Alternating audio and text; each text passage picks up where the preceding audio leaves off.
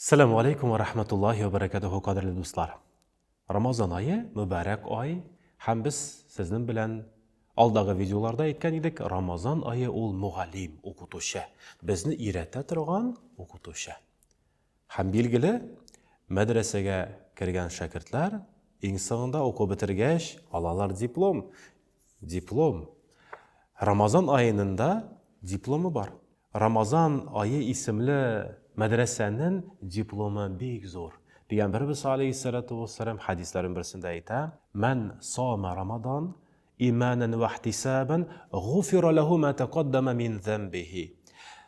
Kimde kim Ramazon ayın imanlı kelish, ihlos, ko'ngil bilan, amel ibodatlar bilan mo'l qilib, Alloh taolaga to'g'ri bo'lib o'zdirsa, ol kishi Alloh taolaning rahmati bilan bütün günahlardan arınada Allah. Şunun bilen Allah Teala her birimizge de şu derecege, şu diplomga barıp jitirge, erişirge nasip eylesin.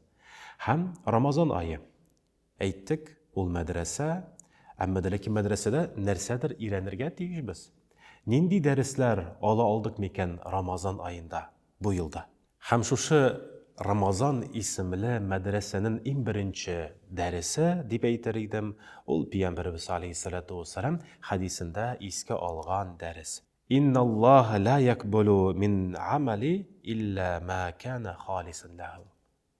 Şundan da Allah Teala şin ihlas köngülden kılgan amel ibadetlerini gene kabul etadip Peygamberimiz aleyhissalatu vesselam bizge haber ete. Şundan da Ramazan ayı ol bizni her bir amelibiznin, her bir atlagan sayın Allah Teala huzurunda ihlaslı ameller bilen mol kılarga dip irete. Hem gadi tırmışlarımızda da, yani Ramazan ayın bitkenden sinde şu derslerini kullanırga her birimizge de nasip eylesin. Şundan da ihlas köngülden kılgan amelimiz, ihlas köngülden kılgan izgiliklerimiz ol bik dereceli. Allah Teala aldığında da hem kişiler de ol ihlastan kılgan amelini diriz beye birirler. Ama lakin en evvel Allah Teala rizalığı için bularga deyiş. İkinci ders ol şükür etu. Ramazan ayında biz bolgan eybirlerimizden, nimetlerimizden, bolgan Allah Teala'nın uluğ nimetlerinin, böleklerinin kadirin bile başlayız. Bir yıtım su ayrım lezzetli, bir tilim ipi ayrım demli bulup duyula başlay. Hem barşa nimetler için kişi şükrana kıla başlay, şen köngülden. Şuna korayında begrek de şu dersinde unutmayık.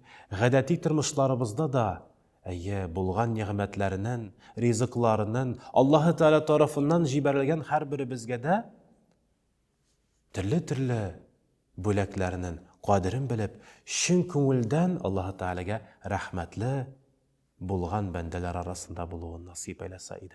Üçüncü ders ol da indi sabırlık. Sabırlık. Allah Teala Kur'an'da ayta: "Euzu billahi mineşşeytanirracim. Bismillahirrahmanirrahim. İnnallaha ma'as sabirin." Şundan da Allah Teala sabır etüşçiler bilen bulur deyip kele. Yani Ramazan ayında biz sabırlıkның en yukarı derecesine adım yakınayabız. Hem kişi türlü kerekmegen sözlerden tıyıla, boş sözlerden, erleşulerden, hem kerekmegen fiillerden arına dip eytip de bula. Şuna korayında şu ulluğ iş Ramazan ayının deresin anlatmayık. Haminde Allah Teala'nın rahmeti bilen Ramazan ayının diplomuna iyi bulup, bu dünyada da siyinüşüler, şatlanuşular arasında hem ahiret dünyasında da siyingen, şatlangan, kuangan, hem cennetke rayyan kapkalarından körüşü bendeler arasında buluğun nasip ve yasar eyleseydi. Esselamu aleykum ve rahmetullahi ve berekatuhu.